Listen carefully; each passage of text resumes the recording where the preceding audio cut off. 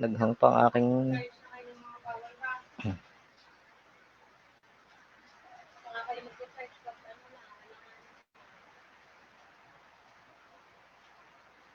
We're checking.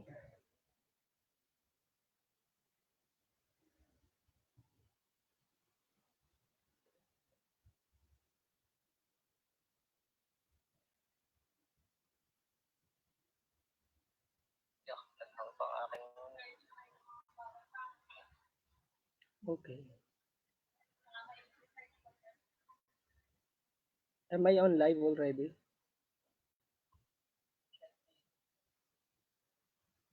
Okay.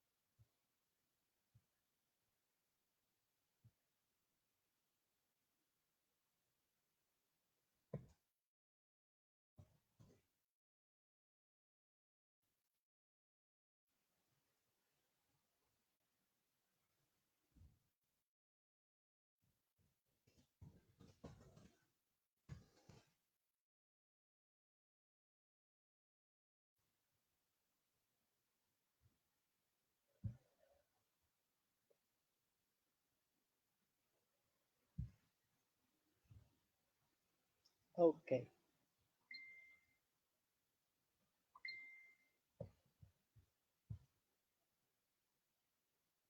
Okay, good morning to all our viewers. We already have 244. Sorry for this slight delay of our live broadcast because of technical concerns. Just like what we've announced dun po sa page natin, nagkaroon po ng technical errors doon sa YouTube broadcasting.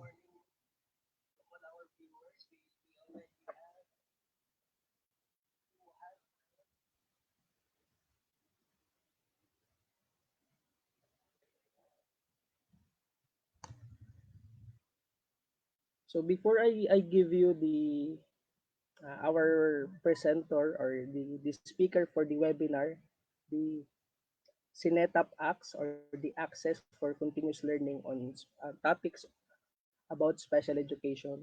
So just to give you a small background, uh, SNETAP is a social media organization that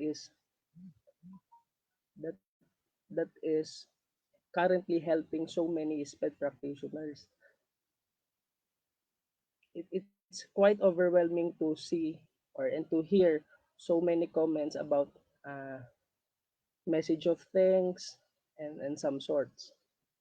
So ngayon po, ipapakilala ko sa inyo ang ating speaker or later she will introduce herself. Just want to make it clear that the org is here to help you. So marami pong gustong sumali sa org sa social media. I think there is 2,000 plus members already. And I would like to personally thank yung talaga pong founder nito, si Sir Herbert, if I'm not mistaken. and the initiative to go deeper by making group chats and such as this project. It's really, again, just like what I told, it's overwhelming.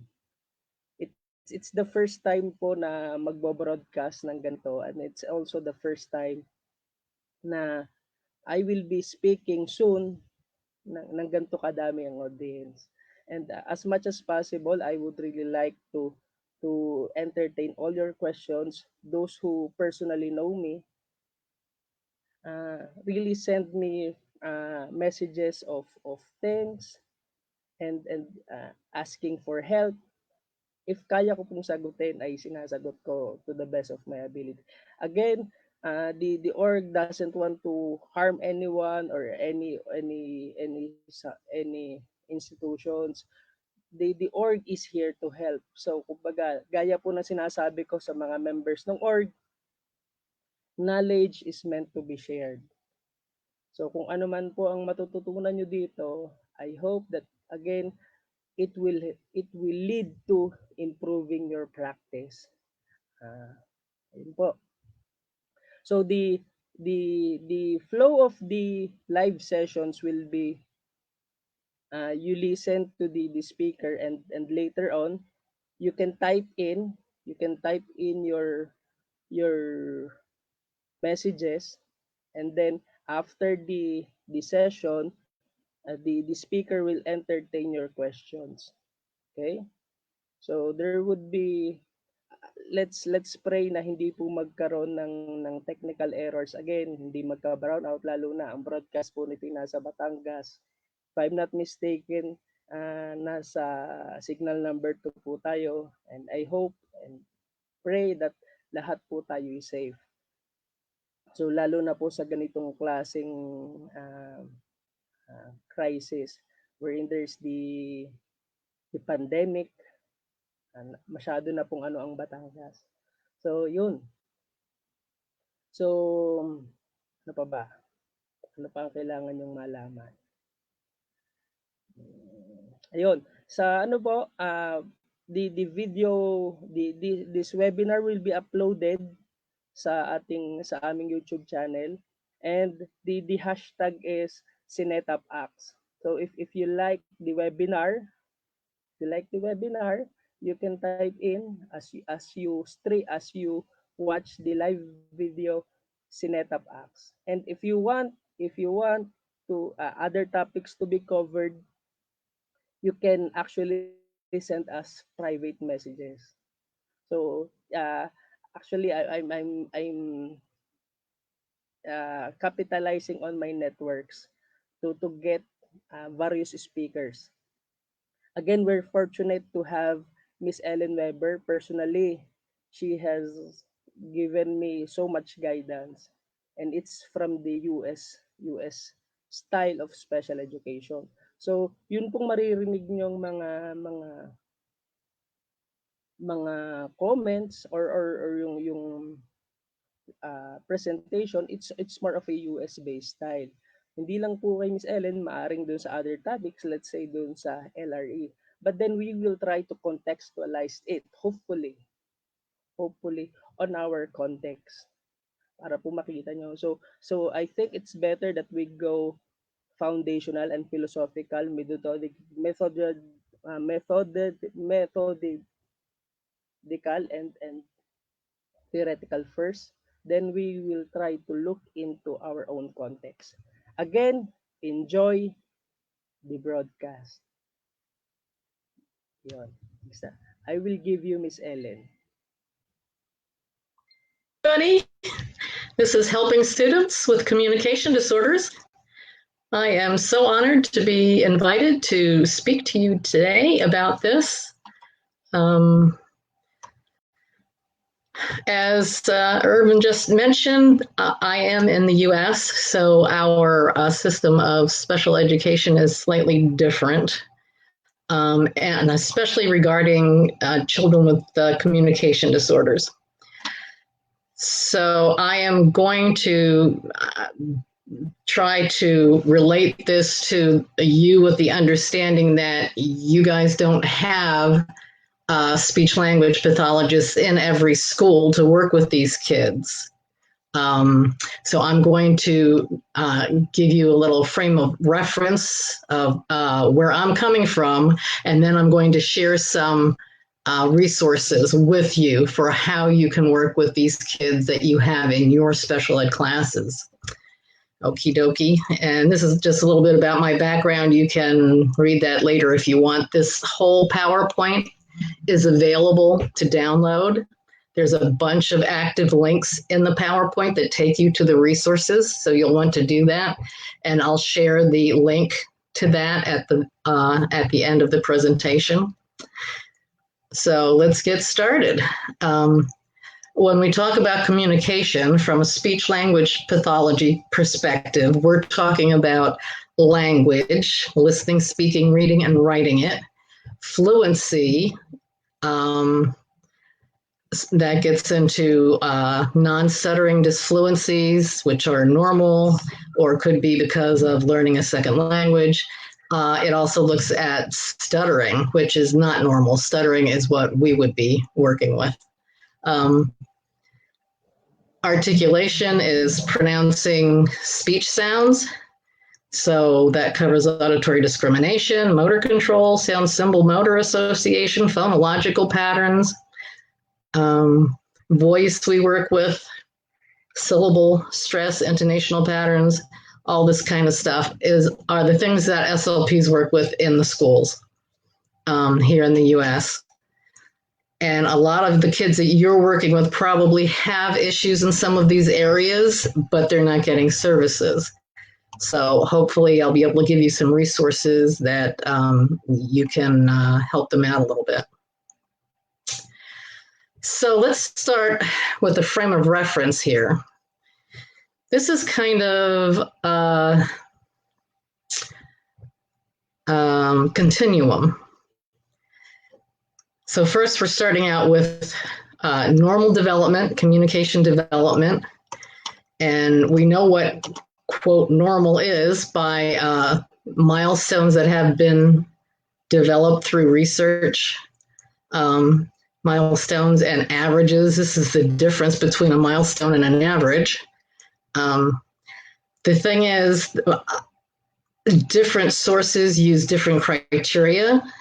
When they say that a skill has been mastered, some resources say it's mastered when 75% of children that age have mastered it.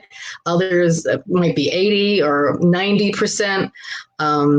So if you're looking at two different sources, two different references, and they've got slightly different information in them, it's probably because of that. All right. So check out what their criteria for mastery was. So for example, you might have a 5-year-old child who emits final consonant sounds at the end of words. In English, that would be normal because that process, the phonological process, doesn't disappear until about age 3. So that would not be a concern. Now, there might be a language difference, which is different than a disability. A language difference is also considered normal. Other languages and cultures influence a child's speech and language development. That's normal. So if a child is being raised in a bilingual home, he's hearing two different sound systems, two different banks of vocabulary are being used, different types of grammatical structures are being used. And for a while, he's a little confused, and that's normal. So a 3-year-old child who emits final consonants, parents speak another language that does not have final consonants in their language, and there are several that do not, that is perfectly normal. We are not in the least bit concerned about that. Okay, so when we get to delay and disorder and disability, that's where the concerns rise. A delay would be a child that's learning the speech and language skills at a normal progression, just at a slower rate than most kids, which might not be a big deal when he's younger, but if he continues learning at that slower rate, that gap between where he's functioning and where most kids are functioning is going to get wider. But for someone who just has a delay, a lot of times giving parents strategies to work on at home is fine, a parent program, and I'll have some resources for that for you. A disorder is when a child has difficulty with one or more areas of communication, or if we're looking at the broader spectrum of special ed, not just communication disorders, it could be one or more areas like motor development or academics or whatever. But those are usually unusual errors. There's gaps in their information. They might have mislearned things. And so those kinds of things require strategies that target specific skills. These are the types of problems that are not going to be outgrown with a little experience. So this is when, in our country, the teachers would be referring these kids to be tested for eligibility for special ed services. Speech and language is considered a special ed service here in the States. So we have to follow the same rules and regulations as the regular special ed teachers. So an example of this would be a 3-year-old child who substitutes glottal clicks for all final consonant sounds. And that's not part of the family's language that's used at home. That is a bizarre type of error that's not going to self-correct. All right. So again, targeted strategies for those. Once a child referred for special education evaluations,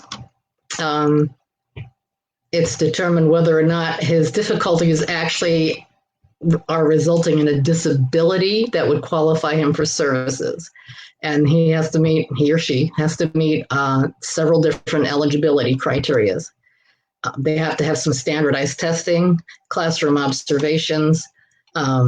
Standardized testing, cutoff scores of what's considered low enough to qualify is actually set by each school district.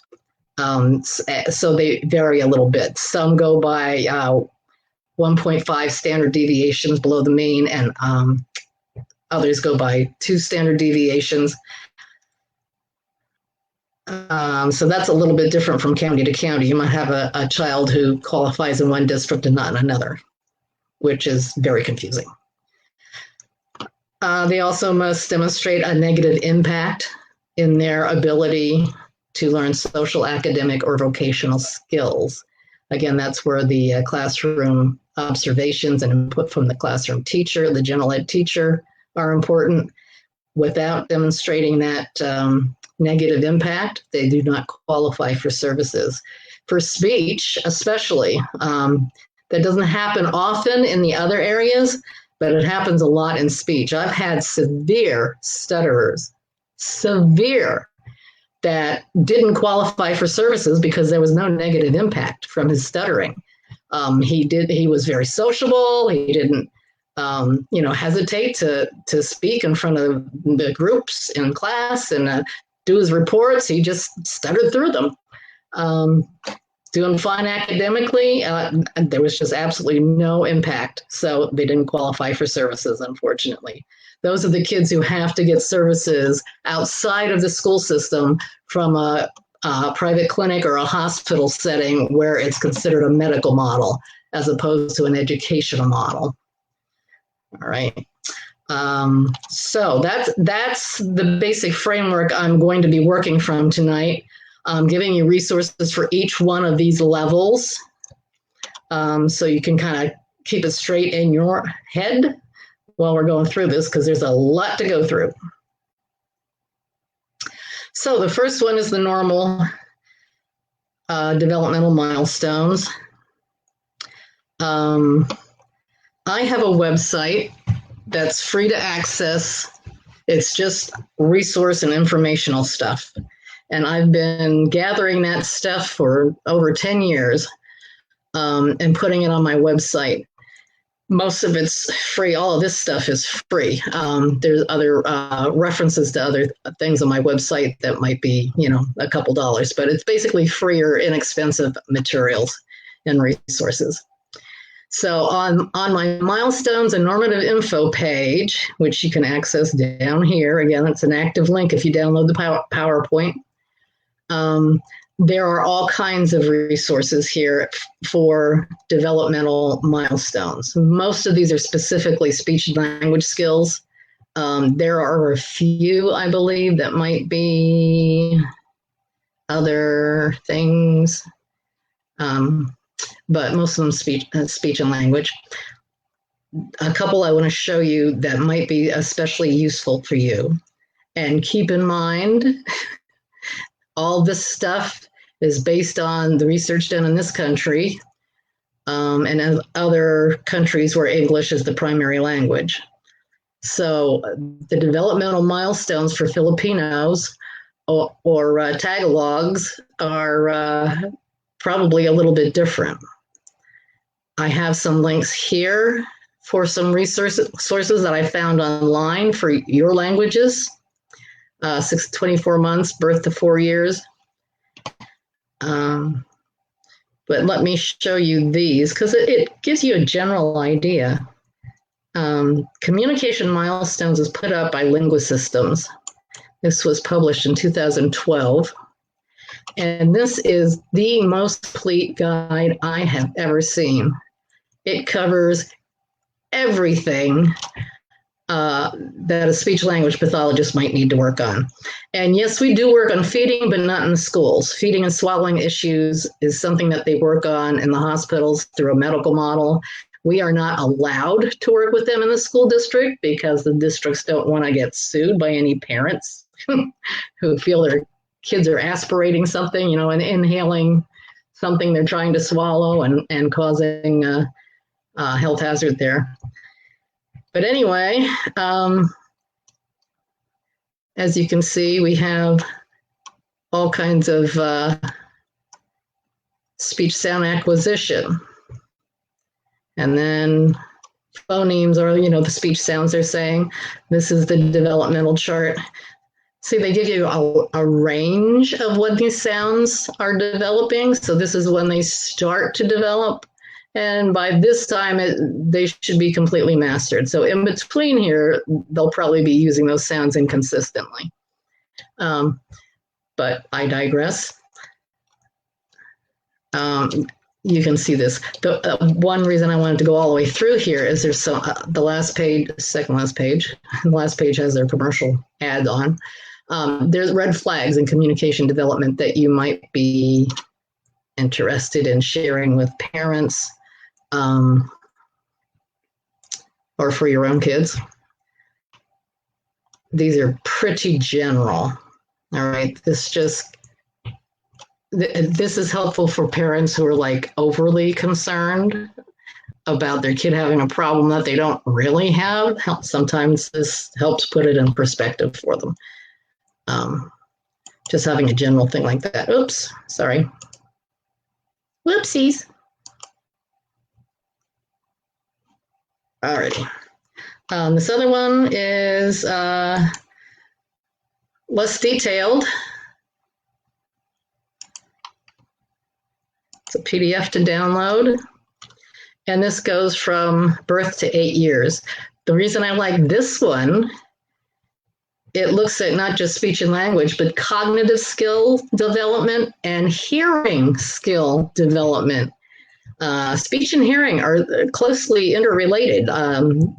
It's hard to develop speech without hearing. So looking through this type of thing might help you pinpoint if you have a child who's functioning really low and you can't even really figure out where to start, figuring out the areas to target, maybe just looking at this will kind of help you focus in on particular areas. Could it be his hearing? Does he need to have his hearing checked? Could it be cognitive skills?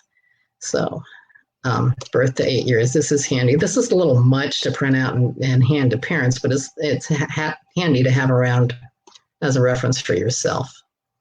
All right, so let me exit out of there. So go ahead and check those out. And again, these are just to help you understand what normal is. Most kids in general ed are going to have the normal skills.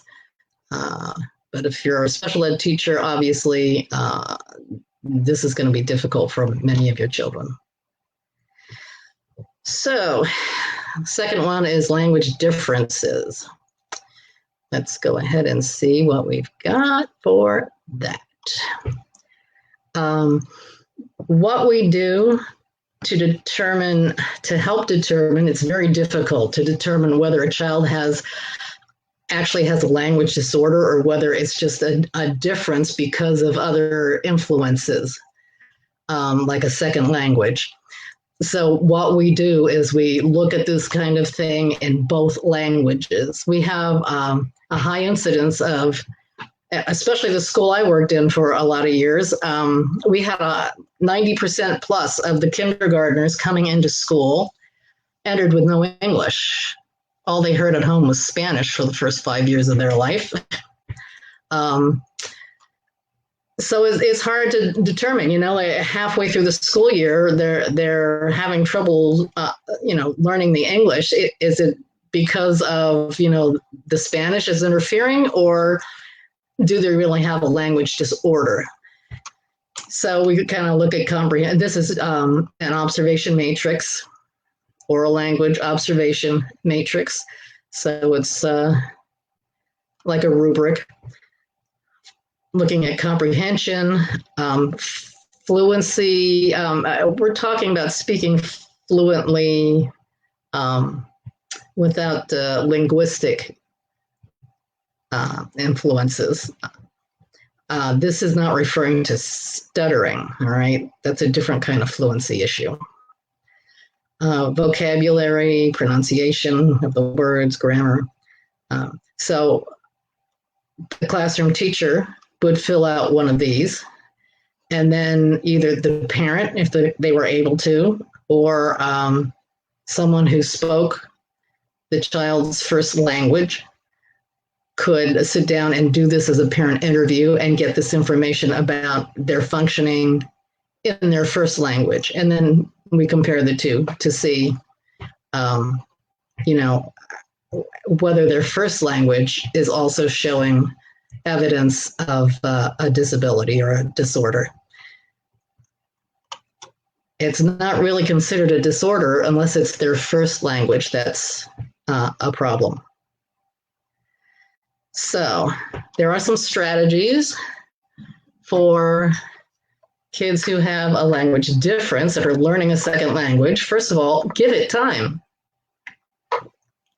A lot of kids learning a second language go through a silent period for as much as 6 months when they're first exposed to a new language, where they're kind of absorbing everything and they're starting to understand, but they're not really speaking it yet. Especially if you have a child who's like shy, self-conscious, they don't feel comfortable trying to use it to talk. That's totally normal. Give the student plenty of exposure to the second language with fun activities. If you're teaching the names for numbers in English, do it playing hopscotch or something. Make it fun, especially incorporating motor activities, I'm sure, helps them learn it and remember it. Model correct vocabulary, grammar, and pronunciation, and have the student repeat it after you. That's kind of a no-brainer to figure out what that means. And using lots of visuals and gestures. Obviously, if you don't know the words yet, you're going to be dependent on, what you're seeing in your environment to help you give you those clues of the meaning of what's being said. So gestures, pictures, anything visual that can help will make it easier for them to learn that second language. All right, so now we get to a delay. And this is the one that I said that we can use a parent home program a lot of times. That would be the first step. Let's see what we've got here. Here's another source for identifying red flags for developmental language disorders. And there's 3 different levels here: 4-year-olds, 5-year-olds, and school age, which I'm guessing is 6 and higher. This is something easy you could send home with the parents. And this is based on one language, learning English. Okay, that's not talking about kids who are learning 2 languages. Here's another milestone for the bilingual language development. The red flags would be listed there, excuse me. And this is the very early. This goes from birth to 3. So here's some parent resources. Again, this is on my website, a page of my website. This is all free to access. I have all kinds of sources here. There's videos for parents. Stuttering resources for parents. I mentioned before about stuttering. I'm going to say this probably a dozen times throughout this session tonight. Don't try to treat a child stuttering. Period. Don't do it. Don't even think about it. If you're not a trained speech language pathologist, you can actually make the problem worse. This information is for the parents to help them understand stuttering, all right? And what they can do if they think their child's stuttering. Some videos here in English and Spanish. But as far as language development, there's some things here, some home activities, using free stuff around the house, language building strategies. I want to come back to these videos in a second. For Super Duper handouts, Super Duper Publications is a company here that was started by a speech language pathologist, actually. But they have all kinds of resources for SLPs, occupational therapists, physical therapists. And this is cool, is they have a huge library of parent handouts that explain things in parent-friendly language that they'll understand. They're all in English. Some of them are also in Spanish. But, I mean, look at all these topics. Developmental milestones, 2 to 3 years. Kids with more than one exceptionality. Flexible seating in the classroom. Tourette's syndrome. Developmental coordination disorder. You name it, they've probably got a handout on it that would probably also be helpful for you, but especially for parents. I mean, just look at all these, and they're all free, and they're like a page or 2.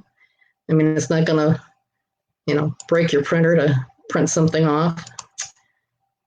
Well, all right, so the other one I want to show you, these are actual video models of language building strategies that parents can use at home, and you can use in the classroom also if you have a child who is a little bit behind in his language skills.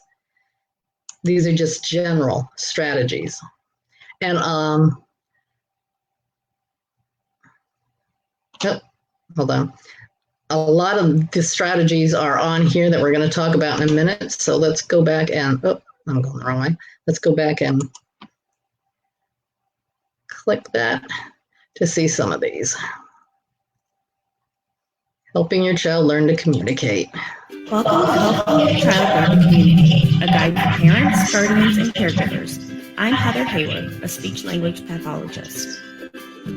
During our time together, we'll cover a lot of information. We'll start with a quick introduction to language development and different types of communication. Then we'll cover a wide range of strategies you can easily use every day to help develop your child's communication skills.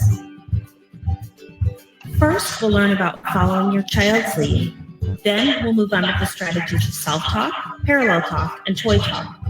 After that, we'll cover wait time and fill in the blank before moving on to giving choices.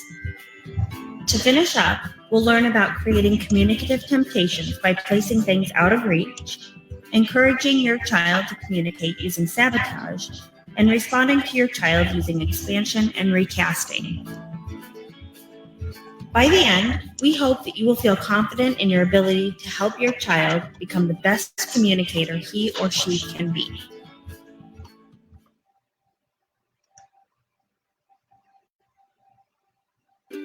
Welcome to Help. So the nice thing about this is, yes, this is meant for parents, but in a special education classroom, most of your kids are going to have at least a little bit of a speech or language delay. These are general enough that you could incorporate these every day into all of your activities, and all your kids will benefit. All right. Think of it like chicken soup when you've got the flu. Can't hurt. Helping your child learn to communicate. I'm Heather Hayward, a speech-language pathologist. In this video, we'll do a brief introduction to language development and talk about different types of communication. From the time they're born, children are paying attention to the world around them. They listen to the sounds in their environment and begin to make sense of what they hear. First, they begin to figure out which sounds are important, like the voices of their loved ones. All right, let me switch to one of these other ones that's an actual strategy. Welcome to Helping Your Child Learn to Communicate. I'm Heather Hayward, a speech-language pathologist. In this video, we're going to learn about the strategies of using self-talk, parallel talk, and toy talk when you play with your child. Self-talk is simply talking about what you are doing. Think of it as providing narration for your own actions, similar to what you might see on a cooking show. Here's an example of self-talk in action. Vroom, vroom! Push the truck. I'll make it go fast. Oops, too fast. With self-talk, I talked about what I was doing. Parallel talk is talking about what your child is doing. Think of it as providing a play-by-play of what you see, just like a sportscaster. Here's an example of parallel talk in action. Vroom, vroom! Whoa, you pushed the truck. You got it! With parallel talk, I talked about what my child was doing. Toy talk is talking about what is happening with the toys you're playing with. You can describe what they look like, where they're going, whether they fit, or anything else you can think of. Here's an example of toy talk in action. Vroom, vroom! That's a fast yellow truck. There it goes. Uh-oh, the truck crashed. With toy talk, I talked about what the truck was doing, how fast it was going, and what it looked like.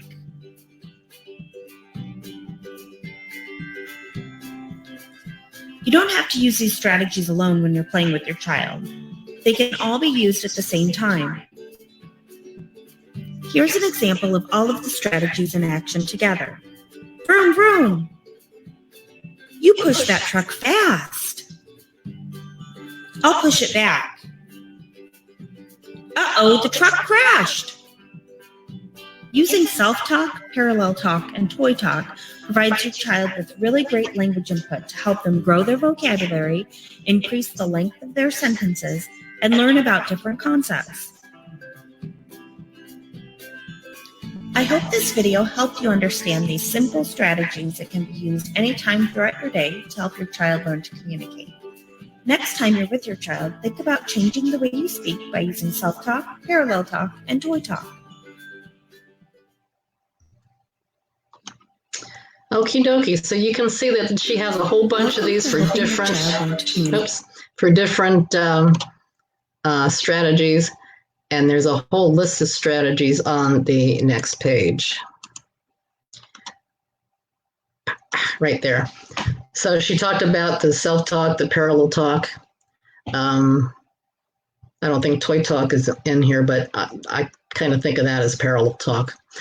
They're all just giving a play-by-play of what's happening, and you're modeling, how you would put that experience into words. Repetition, increase the opportunities by picking one word to target or one skill. Simplify what you're saying. If a child is only speaking in 1 or 2 word utterances, you're not going to be talking to them in long, complex sentences. And all these others, you can find YouTube videos that demonstrate almost all of these, or find it online. But this is a nice little thing to give parents. But if you just hand it to them, they're going to get this glazed look in their eye, like, how am I supposed to do all of that? The idea is you don't have to do all of it all at once. Maybe this week practice doing some self-talk, and by the end of the week, it'll start becoming pretty normal, pretty routine that you do that. Then, the next week, try adding a little parallel talk. Just pick one to work on until you're comfortable with it, and it becomes habit to actually be talking with your child that way. So that way it doesn't seem quite so overwhelming to the parents. Also, it's important, besides trying these strategies, that parents and teachers set expectations for verbalizing.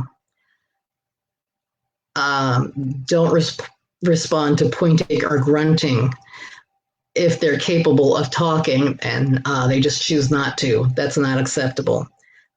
Do not allow other children to speak for them. I can't tell you how many kids I've worked with who had like 2 or 3 older siblings who interpreted everything for the kid. The kid never had to ask for anything. The other older brothers and sisters said everything for him. So guess who wasn't learning how to talk?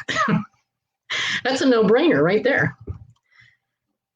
So setting up that expectation is key. Obviously, you're not going to expect them to talk in complete sentences if right now they're only saying single words. I mean, you're going to step it up as their skills increase.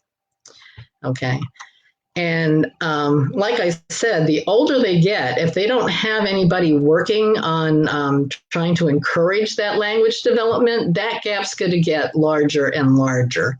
And it will eventually get to the point where it does become a disorder, just because at this point they have so many gaps and things that they're missing that it makes it really hard for them to continue learning language beyond where they are. So they're going to need some intervention if that happens. And what we call interventions, you might call strategies, whatever. Interventions to us does not necessarily mean therapy. It just means that you're intervening by trying some things to support them. So the next level is disorder. Child has a major difficulty in at least one area that is not expected to resolve on its own. Yep, we talked about that. Sorry, got a twitchy finger. Okay. At this level, you need to select specific targets to work on, specific skills. Especially if they're not getting any SLP services. Use your milestones, use checklists, whatever you need to use to pinpoint what specific target skills to target. So these checklists were developed by my school district, and this links to all these are individual pages. There's one for articulation or pronouncing speech sounds, one for stuttering. Don't do that unless you are intending to refer out to an SLP who can work on fluency. A voice thing, again, SLPs generally need to work on that. Language, there's a separate one for each grade level. There's one for K, one for one for second grade, one for, told you, twitchy finger, sorry. One for kindergarten, first grade, second grade, third grade, fourth grade, fifth grade. And then there's another one that has 6th through 8th grade all combined for middle school things. And these language skills are based on the speech language skills needed to meet the U.S. curriculum standards in reading and writing and language arts skills. Pragmatics is a separate one. Pragmatics is the social reason for communicating. What purpose is it serving? And the rules, the social rules that we follow in our culture when we communicate, like having a conversation, you take turns talking. You don't interrupt somebody, until they're finished talking, and then you take your turn. Things like asking for help when you're stuck on something. Those types of things are pragmatic skills. If you look at that checklist, you'll see better what I mean. Functional communication is for those lower communicating students who are like nonverbal or minimally verbal. This kind of gets into the pre-language skills to see where they are.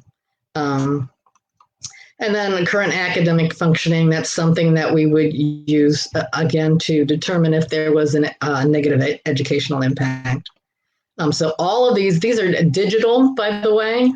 So you can email it to the classroom teacher or the parent or whoever, and they can fill it out if they need to if you want their input.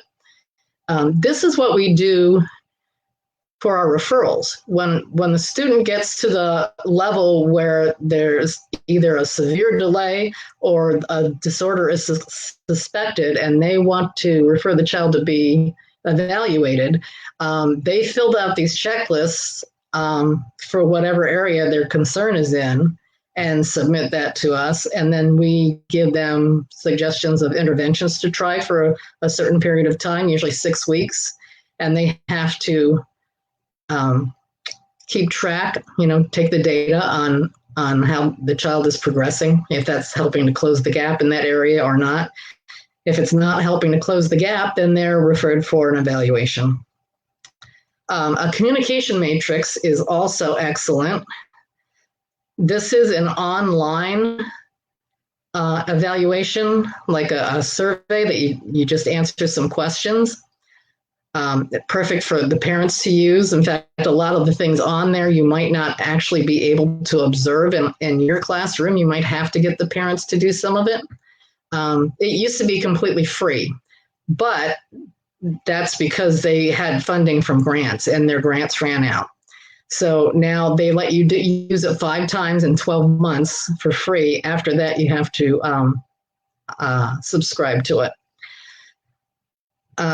It will generate a report at the end of it, a written report, but you have to pay for that. I usually just take a screenshot of the results page and print that out instead of writing it.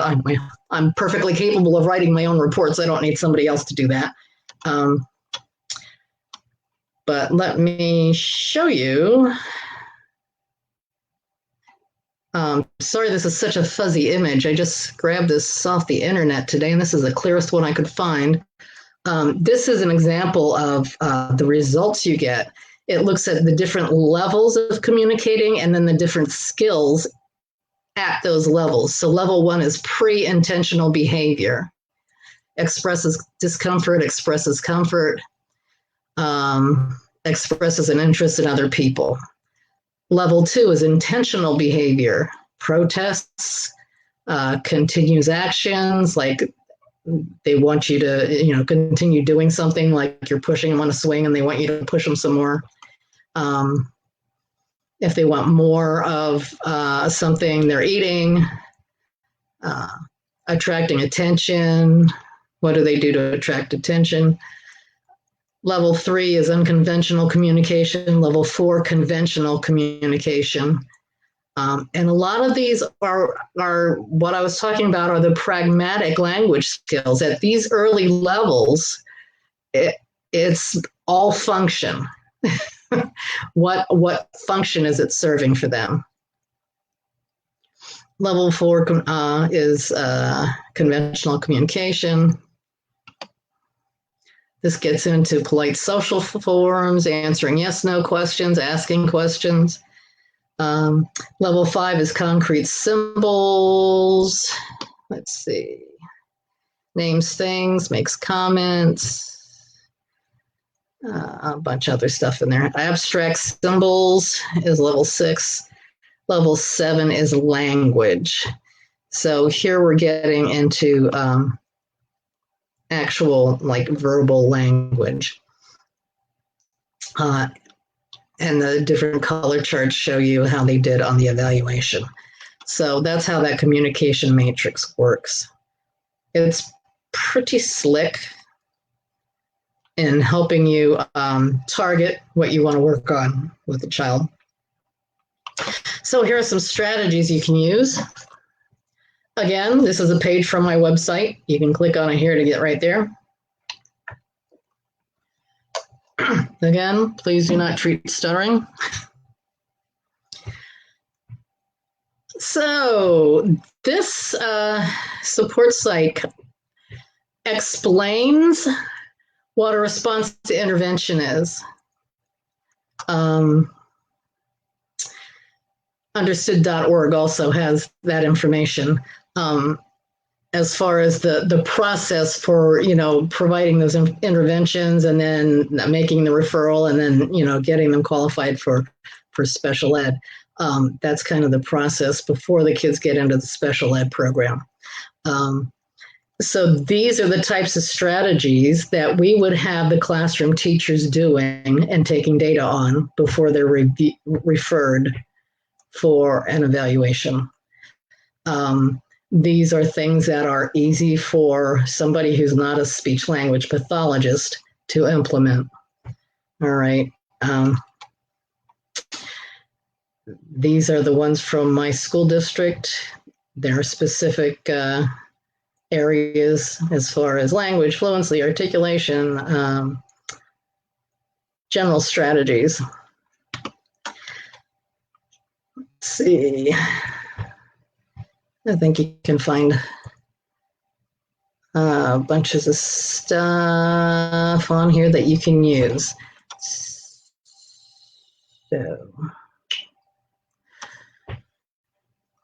So this is the homepage of my website. All you have to do is click on Site Index and look up your topic and you'll find it. This is updated every month at the end of the month.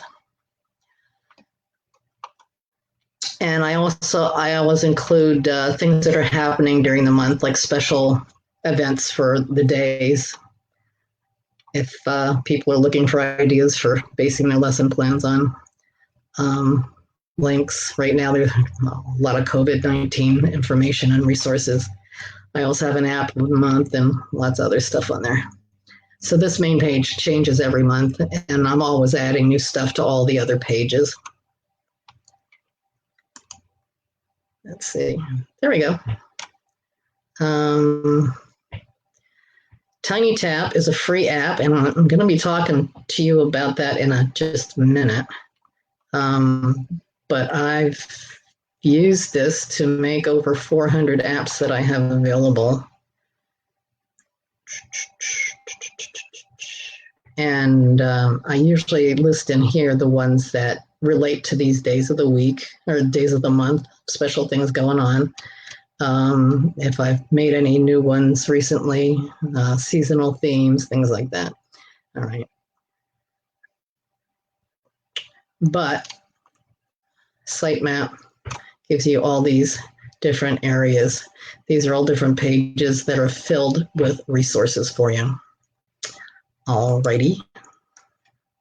And again, there we go. That's my favorite app by far. There's also a whole bunch of speech and language apps on here. If you go into the sitemap and look for apps.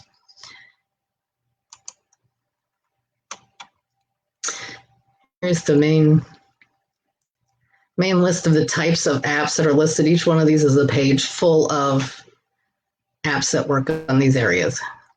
All right.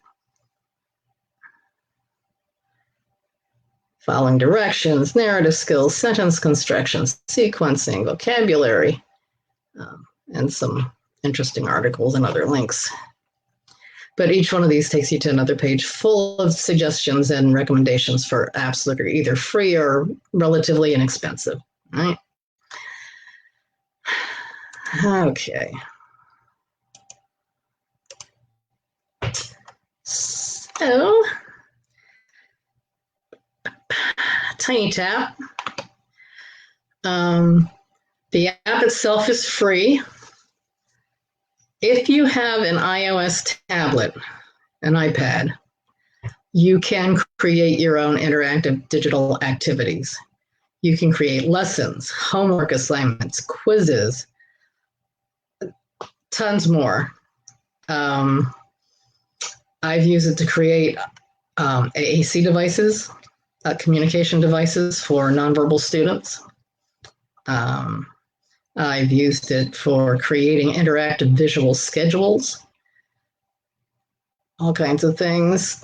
Once created, your activity can be played on an iOS or Android device or anything that accesses the internet because you can play it from their website. You just can't create on those other devices. You need an iPad right now. And they are working on having the creation ability on their website also. That's not quite ready yet. They said probably the end of May. However, you know how that goes. You know, you always run into more problems than you anticipate. So I'm thinking maybe June. But if any of you guys are interested in learning how to use TinyTap, I've got tutorials and stuff in their marketplace that can walk you through how to do it. They've got lots of YouTube video tutorials also. TinyTap has their own YouTube channel with those. Their website is tinytap.it, not .com. They are based in Israel. They have over 150,000 activities available in their marketplace. That's what they call like their resource library. Parents who join have access to about half of these are free, but the premium content ones, the really good ones, require them to have a membership. A premium membership is free for any teacher or therapist in the schools, and you have unlimited access to everything. And you also have the potential to start making money from your creations. You can start selling them through those premium memberships. And when you think about it, that is the perfect way to make an income. You make something once, and it keeps making money for you. It's not like teaching every day, where every day you have to do a new lesson plan. This is, you know, working smarter, not harder. But the nice thing is you can push out anything in their marketplace that you want to push out to the kids as a homework assignment. You can, you know, push it out to them, and it doesn't matter if they have a membership or not. I mean, they'll be able to access the activity.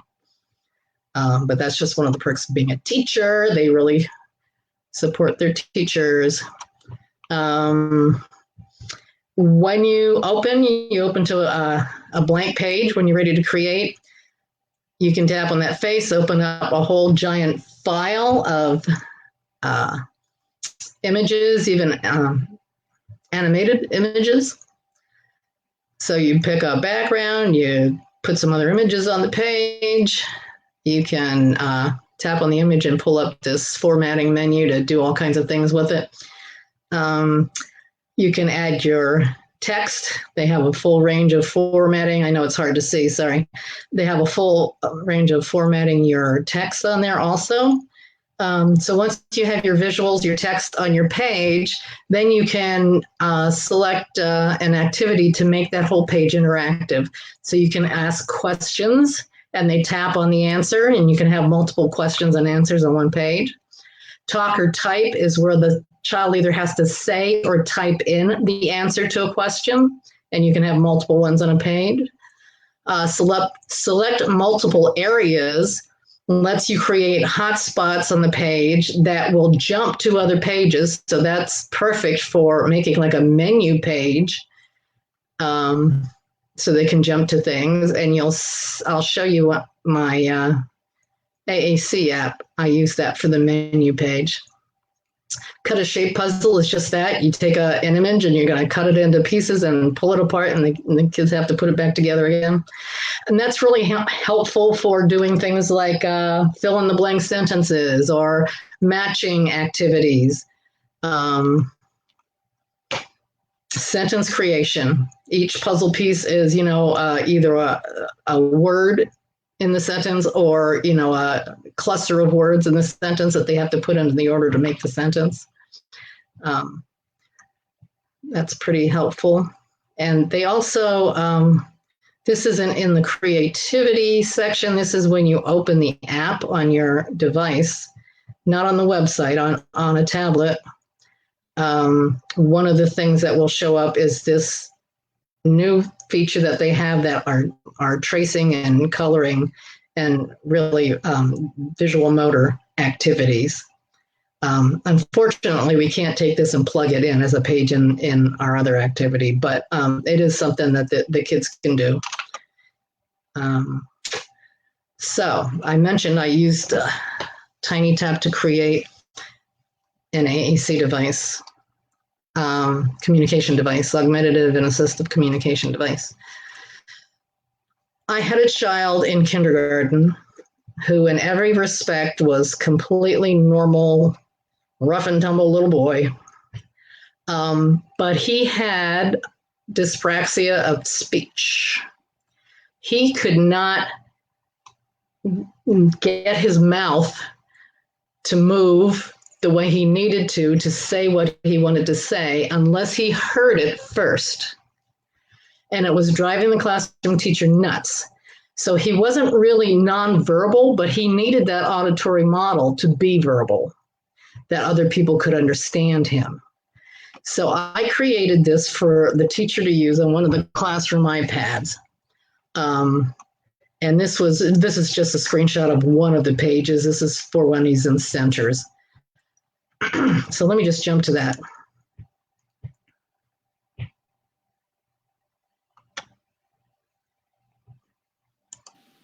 Good morning, Christian. Let's get started. So this is his menu page. And this is what I said, each hotspot jumps to a different thing. And this is organized by his daily schedule in the classroom.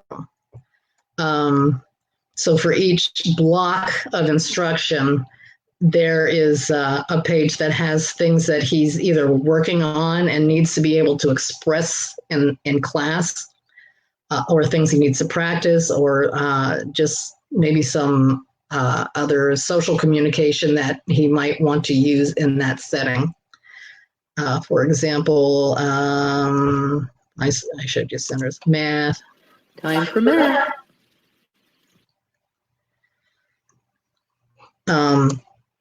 Based on their curriculum standards, the kids have to count objects up to 100.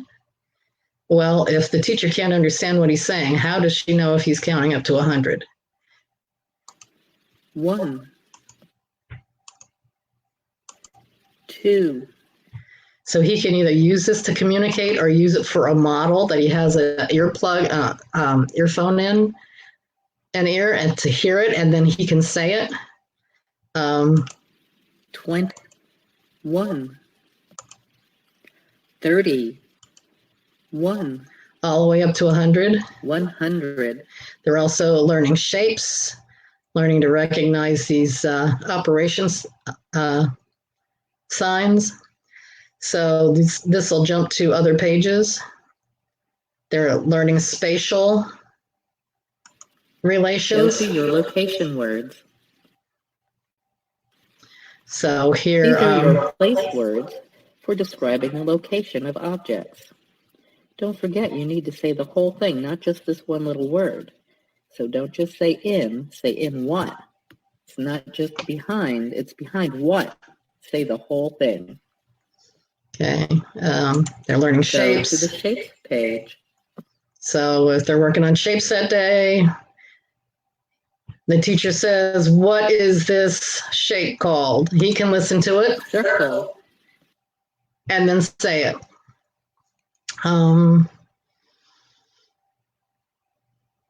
Same, different. Some of the other terms that they use, vocabulary they use in talking about how shapes are related to each other. Those are all parts of the curriculum for kindergarten. Morning routine. Let's start your day the right way. He also needed a little reminder of what he's supposed to do in the morning. He easily got himself off track. So when they get off the bus, the first thing they do is go have breakfast. 80% of our kids, we had 1,000 children in our elementary school, and 80% of them ate breakfast and got free breakfast and lunch. 90% of our students fell below the poverty line. Now that you're all finished with breakfast, unpack your backpack and get ready for your morning work. So he goes and unpacks his backpack. Get out your folder. Yep, come on. Sign in. This was the routine that the teacher had set up for that class. Every class is a little different. Use the restroom.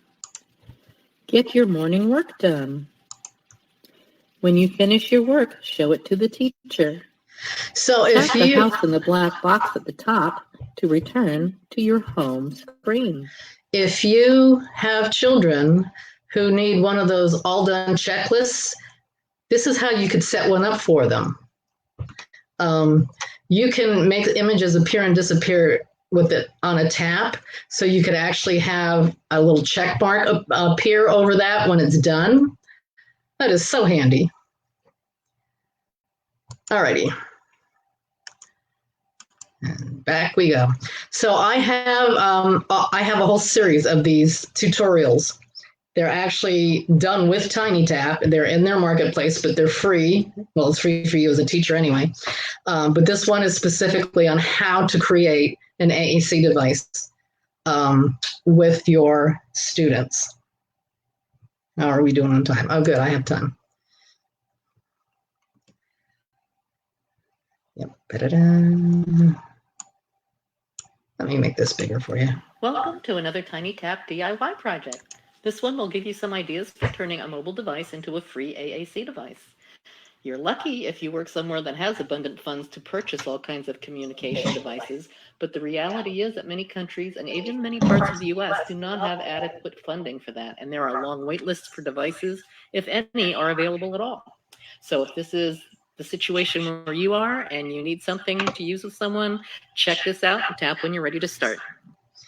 This little hamburger menu opens up the pages for your information if you want to skip around. And I am going to skip some of this introductory stuff. So where would you like to go? Again, this is a menu page set up with those hotspots. And each one jumps to a different section. So the benefits of using TinyTap, how to create your own boards, some accessibility features that you can access on your devices, on your tablets. Assessment resources. Obviously, you need to figure out what it is you need to put on your board before you make your board. Then there's some extras you can add. I've got resources and references there. Let me show you some of the extras. Here are some of the other cool features that you can add to your AAC device using TinyTap. I already showed you some of the academic tasks that we did with Christian's device, providing auditory speech models. You can model. This is the cool perk about using TinyTap for your AAC device is you can also have it jump to a page with some video clips on for various purposes. Research has shown that video modeling is a very effective technique for students. Welcome to another TinyTap. To learn Here are some of like the social other skills. features that you can add to your AAC device using TinyTap. So you can do that. I used to help coach the drama club at our school. And the perk to that was there were always kids that didn't get a role on stage for our productions. So those kids I would use, I'd have the parents sign permission. Of course, we have to have permission for everything in this country. But then I would have them, acting out these little scenarios of the social skills that I wanted my students to work on. So that made them feel like they were really contributing, and they really enjoyed that. And the kids watching the videos enjoyed seeing, kids their own age and some, that they had some classes with even that they knew that were doing it. This is the interactive visual schedule I was talking about. If you don't have their main board set up along the lines of their schedule or their instructional blocks, the classes that they go to each day, what you could do is just put a button on that first page that will take them to their schedule. Okay, so most AAC devices that you pay hundreds, if not thousands of dollars for are not set up this way. But to me, this makes the most sense for the kids to understand how to use the device. Is as your menu page, make it a visual schedule. So when it's, breakfast time, they get a little reminder. These aren't actually active. This is just a screenshot. But for Michael, he had autism. Well, I'm sure he still has it. But he needed some behavioral reminders at breakfast. So he would, tap on that on his way to breakfast, and it would remind him of, what he could put on his tray when he was filling his tray, and, to throw out his trash when he was done and not, leave it there on the table or on the floor, and to line up, wait for the teacher when he's done, all that kind of stuff.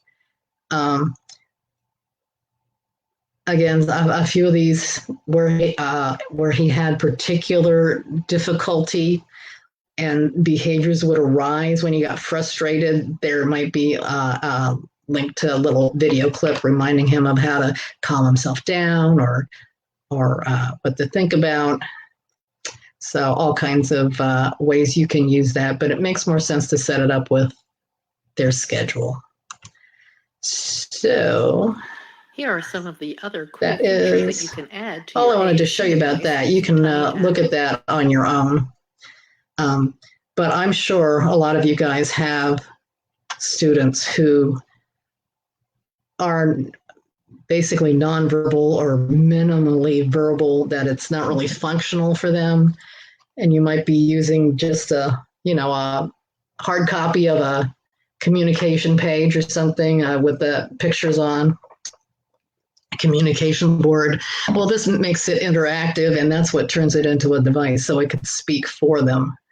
All right, they're not just pointing at a picture. It's giving them the model, and then that encourages them to start trying to say it. It actually helps them start talking sooner. All right.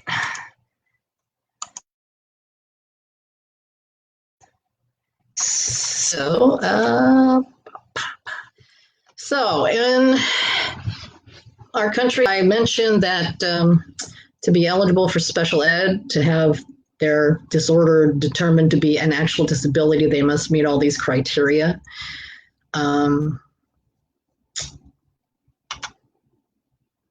Mostly the speech and language kids have difficulty with getting services.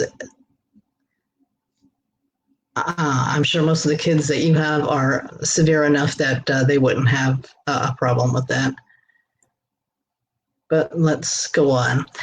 This is the type of thing we would use for determining a negative educational impact. Remember I said that those checklists, like for articulation or for language or pragmatics or whatever, are filled out by the teacher when she's making a referral. They also have to do one of these. So it helps us kind of target what area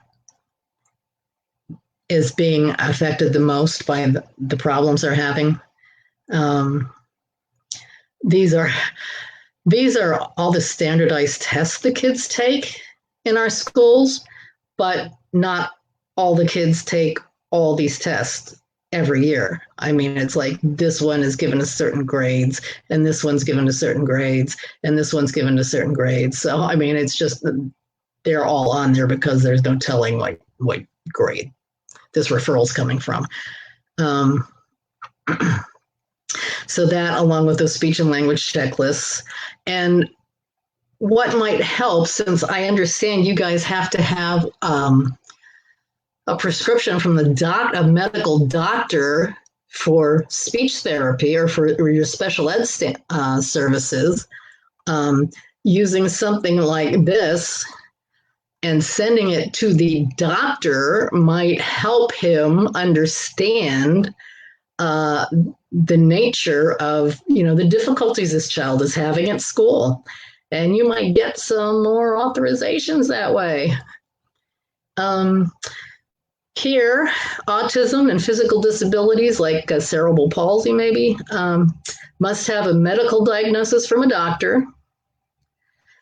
After the school does an educational eval, the doctor will give a prescription for OT or PT if it's been shown that the condition is having a negative impact on their education.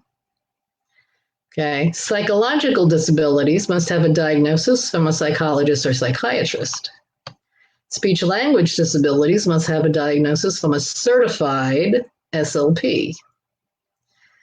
Academic disabilities, such as learning disabilities, must have a diagnosis from the educational diagnostician that services the school, and a cognitive eval from a school psychologist.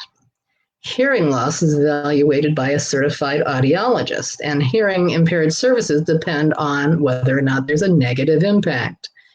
Okay, so we do use doctor prescriptions for certain programs. As far as speech and language, though, they are not qualified to diagnose a speech and language disorder. Sorry, it's not part of their training. So we've gotten scripts from doctors that parents have brought in saying, I recommend this child have speech therapy. Well, that's all well and good, but they still have to meet our criteria. And if they don't get services, period, regardless of what the doctor said. So that's how we're probably a lot different than where you are working.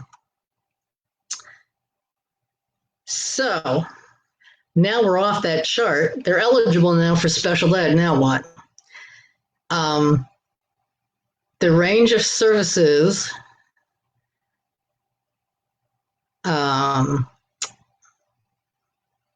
how much service and what kind of service the student gets is based on least restrictive environment needed to provide the support student needs to access the curriculum successfully. So, least restrictive environment means spending the most time possible with their general ed grade appropriate peers. Research has shown that the more time these kids spend with the general ed population, the better their social skills develop. I mean, we all know kids learn more from their peers than they do from the adults in their lives. Unfortunately, hard for teachers to admit, but it's true. If there's one kid in class with a bad habit, all the kids are going to pick that up, and you know it. So it's really a legal requirement in this country to provide the least restrictive environment that is possible to give the kid and still meet his educational needs. So we need to figure out ways to keep him in the general ed population as much as possible. So here's a whole range of service delivery models that are considered when we do the educational plan for the student. Full inclusion means the child remains in the general ed class all day for all subjects. The IEP is written to ensure specific modifications to the curricular materials or lessons or accommodations for testing that the regular classroom teacher can do with some minimal support from the special ed case manager or teacher. Okay, so here we're supporting the teacher, but the teacher's doing everything with the student. The gen ed teacher's doing everything with the student. They are with that gen ed class all day, every subject. The next level is paraprofessional support.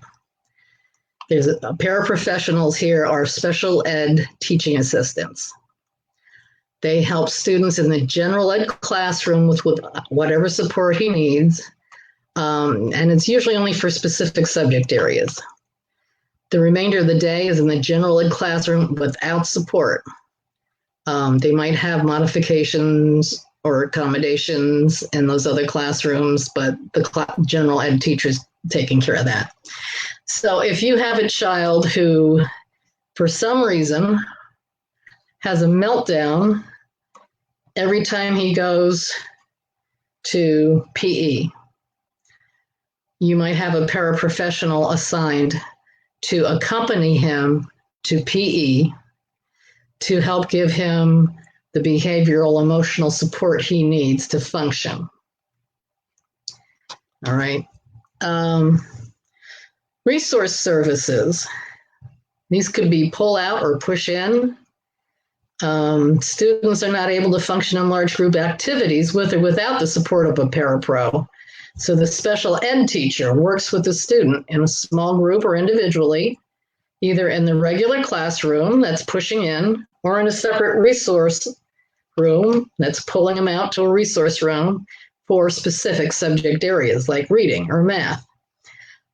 Or in our case, speech class also. This is generally where our speech services fall. This could include a co-teaching model.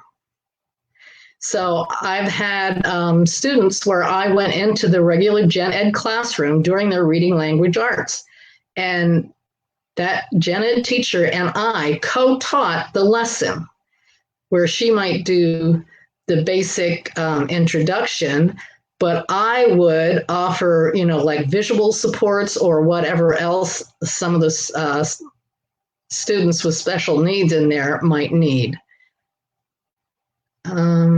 Self-contained services. Students cannot function in large groups or general ed setting for any of the academic areas, even with parapro support.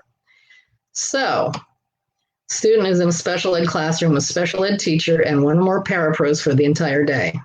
They usually have lunch and PE, phys ed, with their grade appropriate general ed class, with the parapro accompanying them for support, unless there's a physical handicap that prevents them from participating. In that case, they would be getting like physical therapy instead of regular phys ed class. So this is like really no contact with the student from the special ed teacher, and this is full contact. So there's a range of severity here. And obviously, we need to start, when we're figuring this out, what to plan for a student. We start with this one first. Can they survive in that subject area in full inclusion with just some regular accommodations or modifications, right? So when you do their IEP, you're going to have a scattering of services.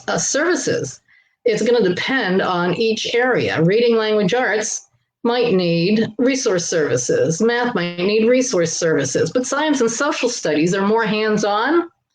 They're more interactive. They can hold the kids' attention more. So he might be okay just having some parapro support. Specials, which are phys ed, art, music, full inclusion. He does fine in those classes, doesn't need a parapro or anybody to help. You might want to help those teachers understand, what his needs are. Maybe, some redirection if his attention wanders or whatever, but basically he's good to go.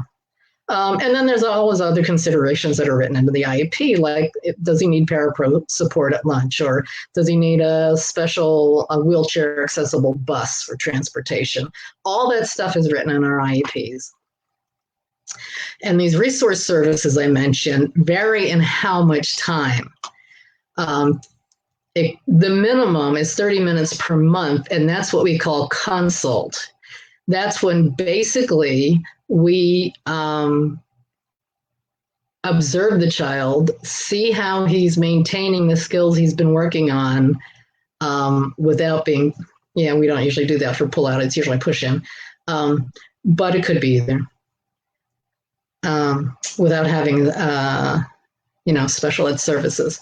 So especially for speech kids, these are the kids who are on carryover level when they're learning to speak using their good articulation, or speak fluently using their fluency strategies to control their stuttering.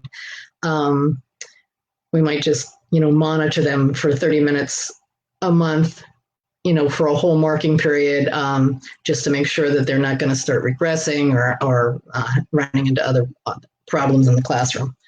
But these services could also be as much as 5 hours a week. Like reading language arts is usually an hour a day. So if he would be going to a special resource room for reading and language arts that teaches reading using a different type of approach than the regular classroom uses, then he would have that resource room for the same amount of hours that the other kids have reading language arts in the general ed classroom, like an hour every day. So that's 5 hours a week. So there's a whole range in how much service a child gets, besides what, level of support. So I think we can open this up for some questions if anybody has questions. And this is my contact. This is my website. This is my email. If you have any questions or concerns and you feel the burning need to email me about it, that's fine. Just know that I don't open emails I don't recognize. So make sure you put in the subject line or the topic line that it's, about the webinar. So I'll know it's one of you guys and I'll open it. And this is the link to download this PowerPoint that has all those active links for all those resources. So if you want to take a quick screenshot of that, and download that later. This is a bit.ly link, so these are only active for like 30 days, I think, because I'm too cheap to, have the paying membership. It's the free version. So, do download that within the next 30 days. Or actually, I made this a couple days ago, so probably 25 days. Other than that, does anybody have any questions? Okay. Hi, Miss Ellen. I'll be joining. Okay. So, Sir Irvin has a technical difficulty on his end. Okay. So, while waiting for him, so we can accommodate some questions here. So, I'll be seeing some questions about your SNETAP. Yes. Oh, I thought I could read these, but I guess not. I'll have to depend on you guys. I can flash This the questions on the screen. Okay. So let me check. Ah, yeah, you can read that. And to all teachers who are viewing in this webinar, so welcome again. Thank you for watching.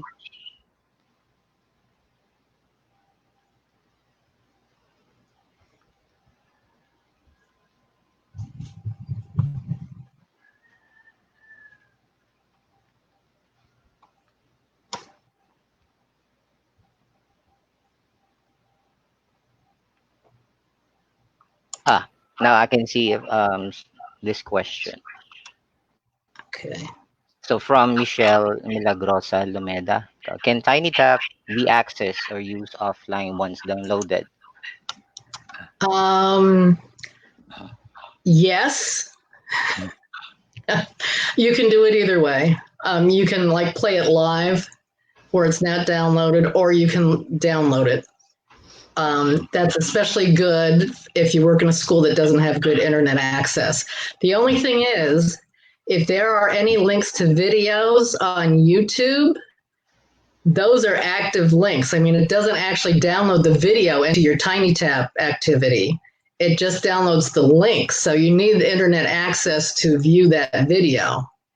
There is the option of uploading your own video from your own file, which, you wouldn't have that problem. But if it does go to a YouTube link, then you'd need internet access. I don't know if you guys have the same problem we have here. TinyTap refers to their activities as games, I guess to make them sound more appealing to the kids. And our school district blocks gaming sites. So I had to go through this whole process to have our district approve access to TinyTap.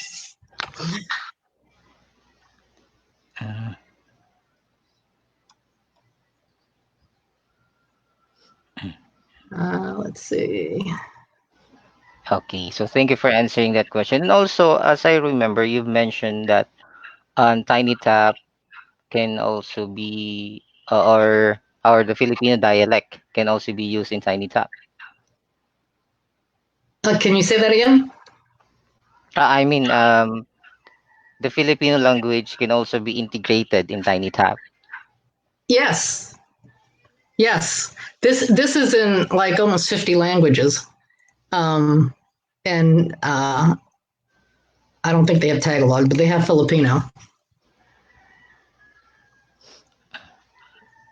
I looked in their marketplace because you can search by language, and I did not see any come up. So I don't think there's anybody in the Philippines using this yet. So you guys could be the first, and you could get a corner on the market for apps for your country and really start making some serious money.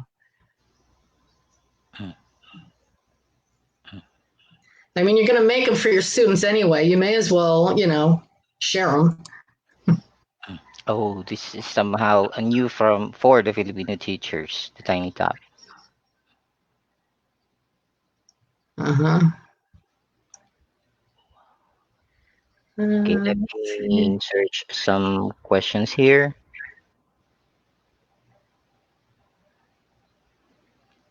Mm-hmm.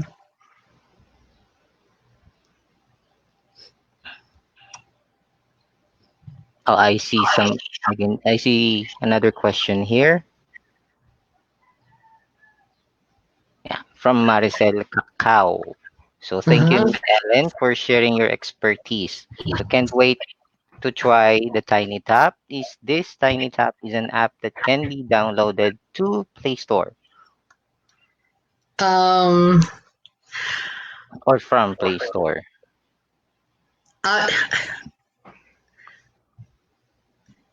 The App Store for the Apple apps.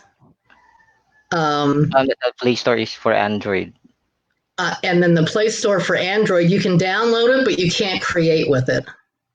Mm. Okay, the Android version. Now, let me explain about selling your apps that you're making, your activities. They're like mini apps. This is not sold through the Play Store or the App Store. This is sold through TinyTap's marketplace. And they have a rev share program where whatever money is being generated from the memberships, they keep track of how many times your app's being played. And you get 50% of the money generated. They get 50% and you get 50%. So if there's 100 people who are getting paid for their apps, it's split among all of them. But they have on their website, if you go under your profile, you'll see a page for analytics where you can check how often your things are being played and how much money it's earning you. So it varies. It's not a specific consistent rate. It always depends on the number of memberships. And I have to tell you, since this quarantine thing and everybody's having to learn online, their memberships have skyrocketed. So this month should be a good month for people getting paid for their apps in TinyTap. Yeah. So once they created an application from the TinyTap, so we can earn money from that. Yeah, let's So see. another question, I saw another questions here, somehow related to communication disorder or communication difficulties. So from Chelsea Ulanday, is echolalia part of communication disorder? Echolalia is one of those pre-linguistic skills that's actually briefly part of normal development, but very briefly. If you look on the milestones, you can find the exact age, but I'm thinking by it depends on what they're echoing.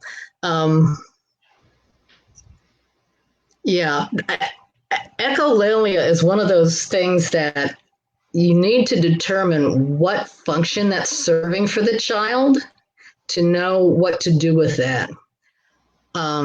If a child is echoing what you're saying just to give himself thinking time, that's going to be a whole different strategy than if it's, if he's saying it because he's stuck in an auditory loop or something.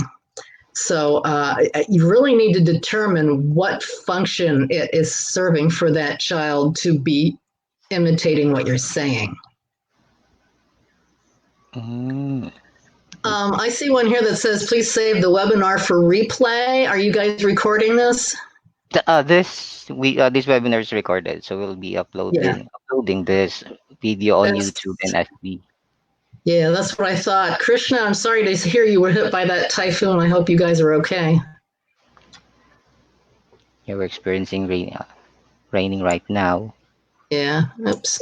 Gee, every time I click on that, let's not do that. All So right. for those about asking about the digital certificates, so we posted the link for the registration form. However, we set the the time frame for the registration. So those who were not able to register in this webinar, so you prepare the next quiz or a quiz for them to get another certificate for completing the quiz, a certificate of recognition, and the certificate of participation for those who registered the webinar. Yeah. Are you going to make that quiz available to people who watch the recorded version? Yeah. The exit quiz will be posted after this webinar. Yeah. Okay. It's a quick little 5-question multiple choice type quiz with a little comment at the end. Won't take you long, promise. And also, I saw another question here. somewhat interesting. Seeing lots of thank yous. Thank you. They are appreciating, or they're being grateful of what you have shared. Oh, Beth, does Tiny Tap have activities for deaf and hard of hearing learners like sign language? Absolutely. Um, there is a teacher of the hearing impaired that has a whole series. It's his name is the name of his whatever company, organization, or whatever that's making these apps is TSL. I think it means teaching sign language or something like that. But yeah, he has a whole bunch of lessons done in sign language. Oh, I see. So, And you can create your own. that's nice to hear. Because here in the Philippines, we are now using, aside from American Sign Language, we are now using the Filipino Sign Language. Yeah, So we his I believe are the American Sign Language. So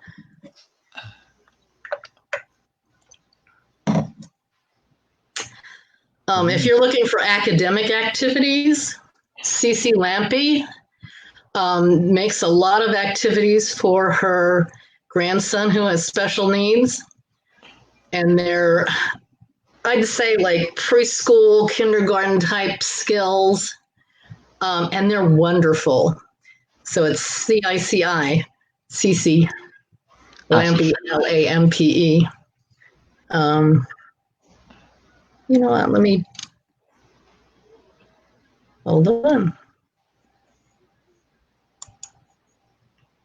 No. That's, where was it?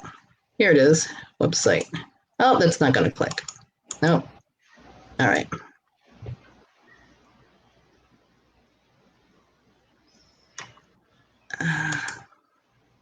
it will play once you turn it on the presentation view or the slideshow view. Oh, well, duh.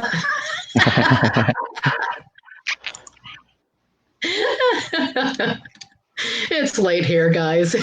We're 12 hours off from you guys.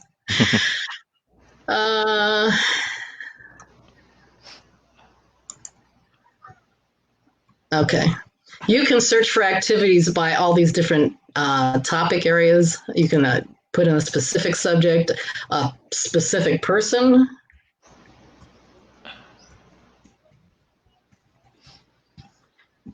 I mean, this is an awesome resource. So, CC Lampy, feelings, shapes, the Five Little Monkeys nursery rhymes, alphabet match. I mean, she does such a nice job. They are so cute. The kids love these things. If you have students who are functioning like on a first grade level, Jennifer Sanders has all the academic stuff for math and reading for first grade. So she's got lots of junk in here that's awesome. All right, this is not speech and language stuff. This is the academic stuff. But really, look at all these categories that you can look for things. And you can search by age. You can search by language, or Filipino. Mm-hmm. Well, That's Jennifer good. Sanders is in Filipino, so let's see. Yeah, this isn't pulling up any Filipino. Yeah, I didn't find anything, but maybe I just wasn't looking under the right categories. But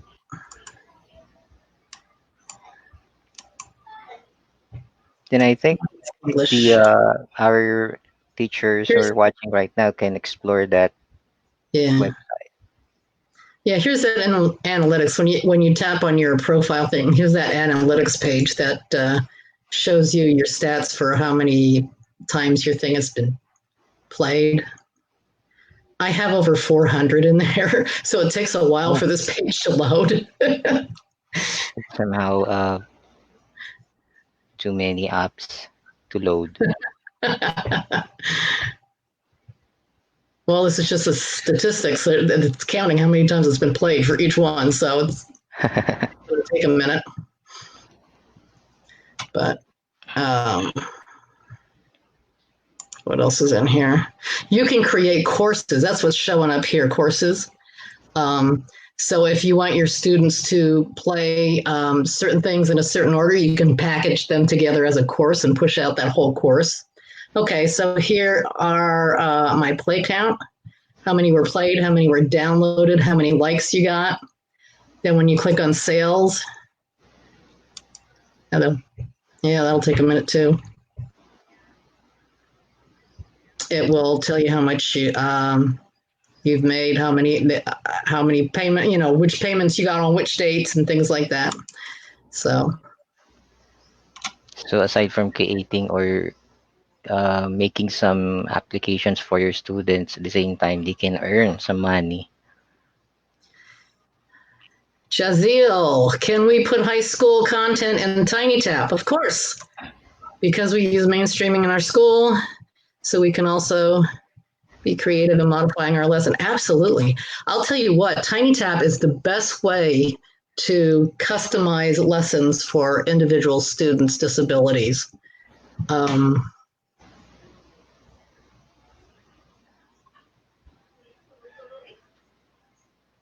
Where did that one go?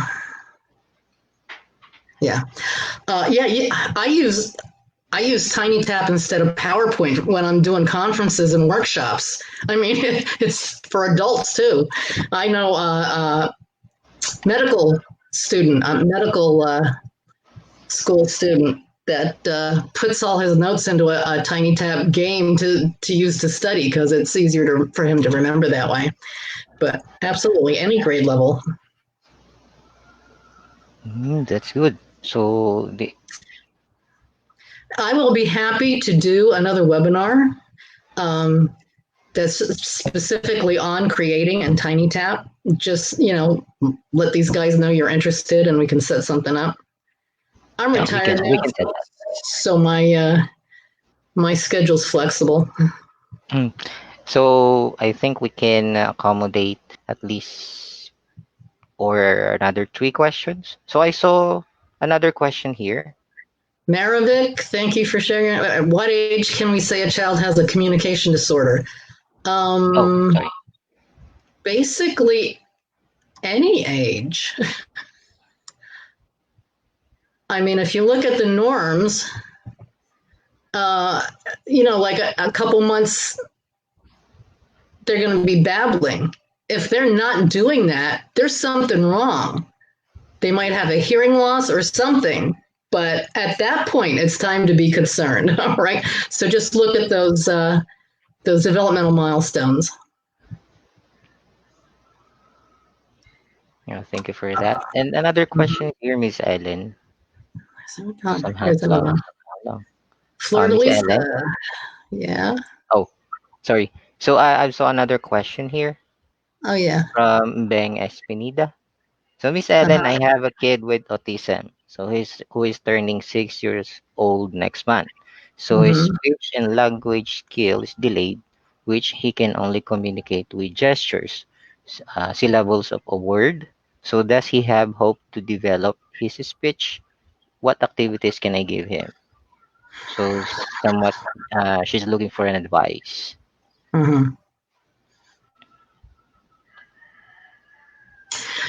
I don't know if you use some kind of communication board with him that has the pictures that he points to. I would turn that into a TinyTap and record those words so he can tap on the button and it says it for him and then encourage him to try to say what he just heard.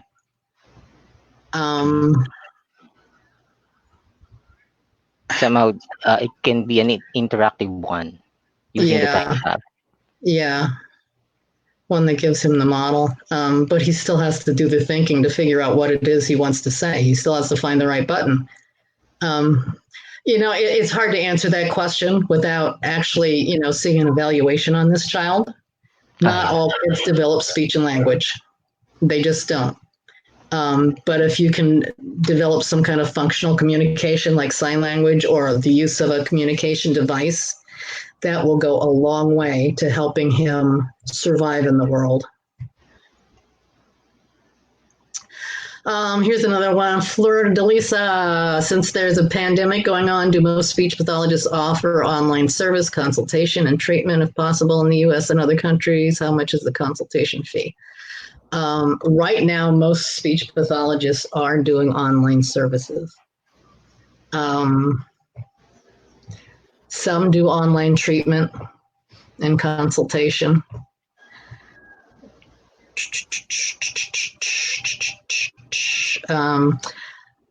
It's difficult to do a thorough assessment online, but if the child's already receiving services and so you already have that diagnostic information to go by, it's easy.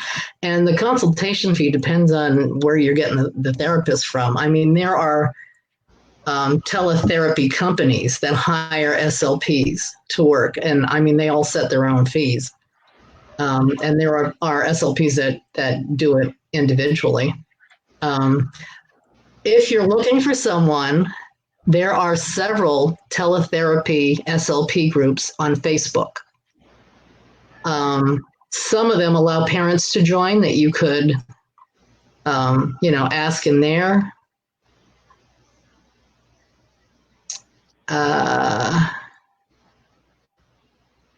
Let's see.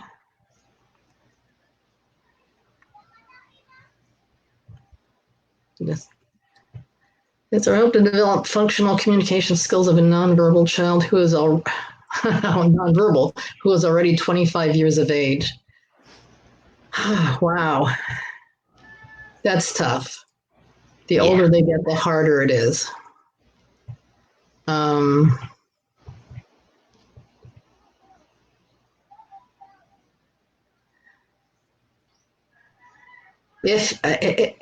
If he is still nonverbal at 25, I'm guessing there might be some cognitive involvement there. So there's a good chance he won't.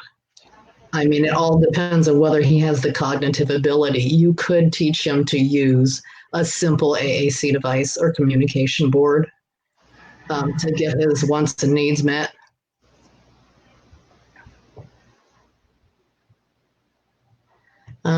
Can you include in one of your webinars the new approaches or methodologies in teaching learners with difficulties in all learning areas? I am not really an expert on teaching kids with dyslexia and things like that. So I would not be the person to ask to do a webinar like that, sorry to say. Can you teach us how to use AAC or start? Oops, where'd it go? Or to start introducing them in our class. Wow. Yeah, I'll tell you what, I'm not really an AAC expert. I don't work with those kids on a daily basis, but there are people around who do specialize in that, SLPs. I could teach you some basics.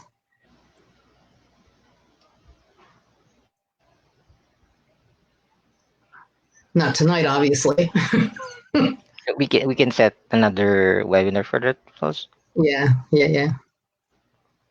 So, sir, I think Sir Irvin is still having technical difficulties. Okay. Another webinar about that, just an overview, perhaps. Yeah. Yeah. Actually, a good friend of mine is an AAC expert. I mean, she has a whole private practice just for kids who use AAC devices. And she would be an excellent resource to pick her brain. So I could do that easily, yes. There are assessment tools for communication disorders, but there's the ones I'm familiar with are standardized for English.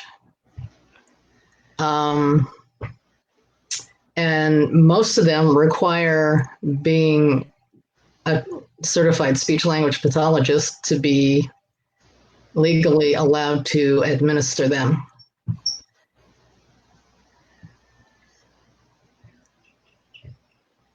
Okay. Kenya, that would be suited children whose parents are not computer literate, or those children have government families having us. Yeah, if you go back to that, let me go back to it. Let me fix that right now. Okay, let me go back to that. If you can, you might need to view a video on some of these so you can demonstrate it for them, or maybe give them more detailed instructions for each one. But this would be a great handout to give them. Or just send one home a week, like I said, or every 2 weeks or something, to give them that kind of. Again, these are just general language developing activities. It does not target specific areas of deficit. Like if they have trouble putting a sentence together in the right order that makes sense, it's not gonna.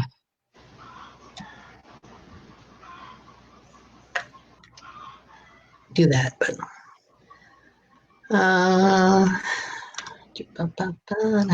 I think, did I see another one here? Yeah. Oh, wait a minute.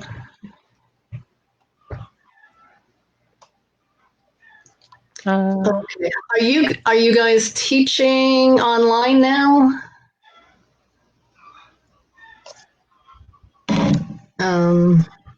Since the pandemic?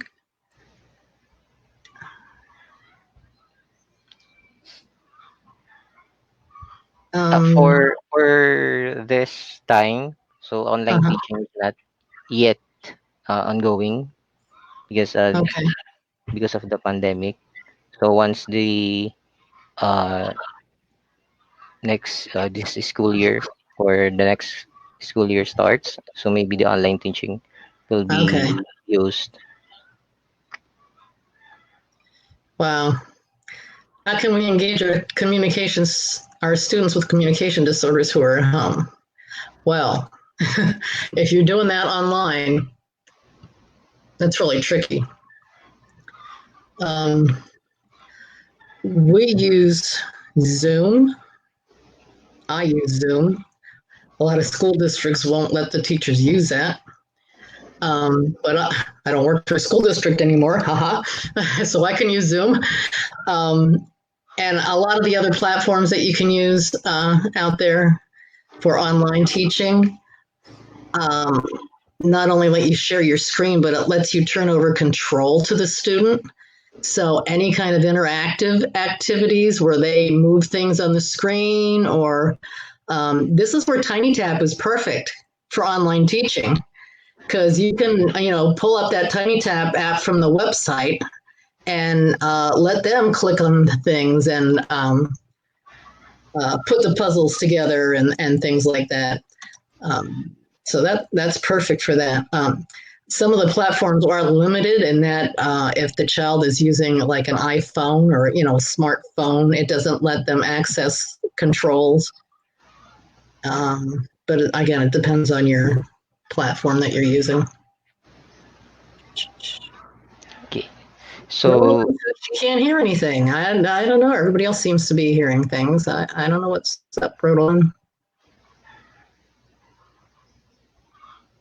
maybe on their end. So Miss Ellen, it's already 10 a.m. So I think we can accommodate one last question. Okay. So we can. Oh, I think this one somehow Okay. long. Do you have any advice, suggestions for parents who do not have any background or knowledge about SPED and who aren't tech savvy? Big bottle of wine.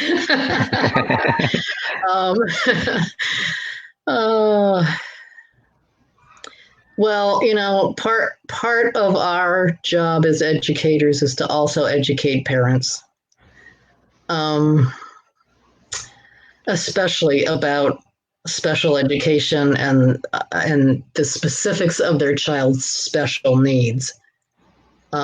There's a lot of areas where the parents probably know better than we do about their child's special needs. Like, I don't know what they need in the bathroom when they take a shower. Um, but as far as, like their learning style and what kinds of materials are the most effective with their child in learning, you can really be helpful in teaching parents that.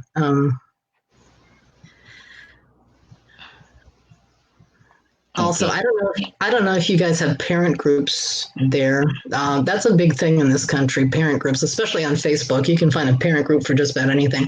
And there are parent groups for parents of special needs kids, where you can ask, parents, about their experiences and where they found services and things like that. So they can get some of their questions answered by other parents as well who have been through it.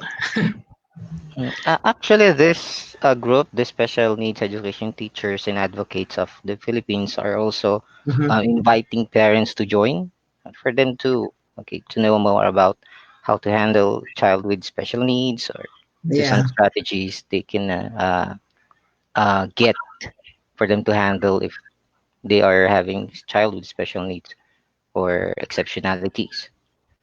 yeah. Uh, yeah. Okay. Unfortunately, on Facebook, a lot of the teacher groups don't allow parents.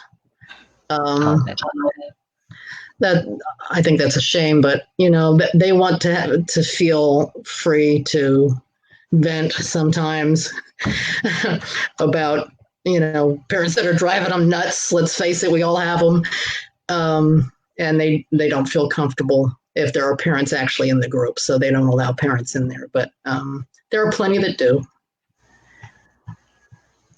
I uh, want to thank you for inviting me to do this webinar. This has been awesome. I really uh, like what you guys are doing, setting up this group with free training for the special ed teachers. This is awesome.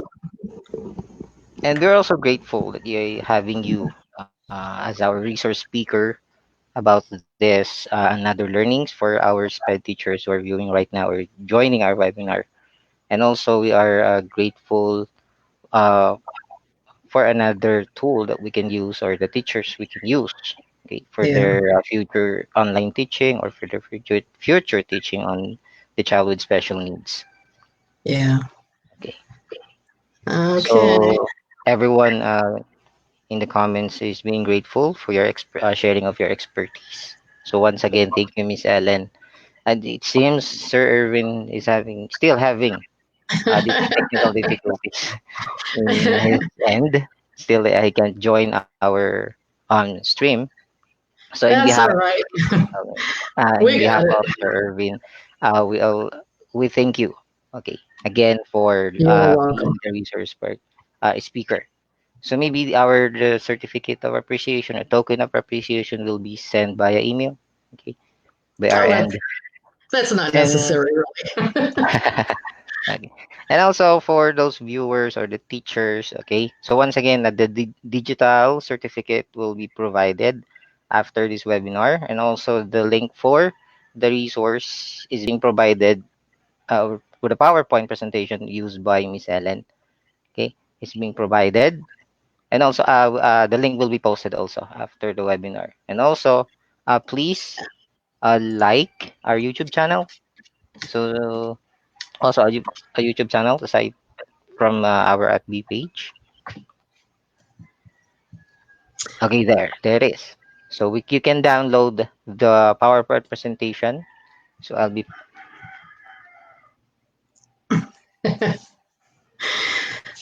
Yes, and don't forget that this link is probably only good for about 30 days to download this PowerPoint. And that PowerPoint has a lot of active links to take you right to those resources, save you a lot of time looking online. yeah. I've already opened your PowerPoint and I can see, or I saw some active links. So not searching it manually, so I can click the links, then it will direct. Yeah. Okay, so just Okay. to Okay. for okay, before we end our webinar. So once again, thank you again, Miss Ellen. Thank you for the few viewers, okay, our SPED teachers from the different places in the here in the Philippines. So from Batangas, Lipa City, or Batangas, sorry, Bulacan, Davao. So in anywhere here or who join us in this webinar. Okay. So once again, thank you, Miss Ellen. You Have are a great welcome. day Thank you. You too. and God bless. Okay. So this You webinar too. is recorded, so this will be posted on our FB page. So on behalf of Sir Irvin, so we thank you. We thanks a lot and God bless you. Thank you. Good night. Good night, Miss Ellen. Thank you, teachers.